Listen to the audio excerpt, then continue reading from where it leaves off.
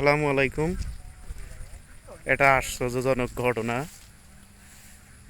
রাস্তা দিয়ে যাচ্ছিলাম খৈরাস গ্রামের, প্রতিমধ্যে লাফিয়ে মাছ পুকুর থেকে উঠে এসেছে।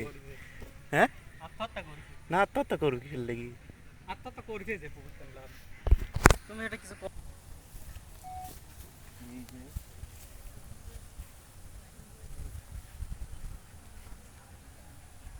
বিশাল মাছ।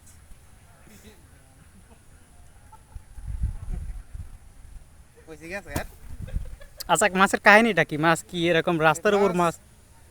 মাছটি আসলে মনে হয় শিয়াল নিয়ে আইছে পুকুর থেকে, পাশে পুকুর।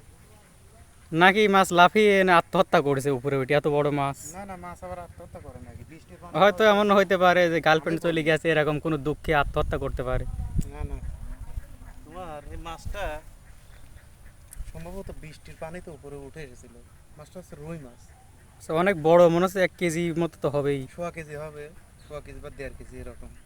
পুরে উঠে এসেছিল, পরে রাত্রে মনে হয় নামতে পারে নাই পুকুরে, যে যার কারণে মারা গেছে। বর্ষার পানিতে উঠেও আসতে পারে। হ্যাঁ, এরকমটাই।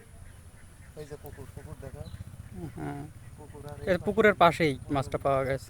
ওই যে রকিব আর এই যে মাছ। আচ্ছা ঠিক আছে, ধন্যবাদ।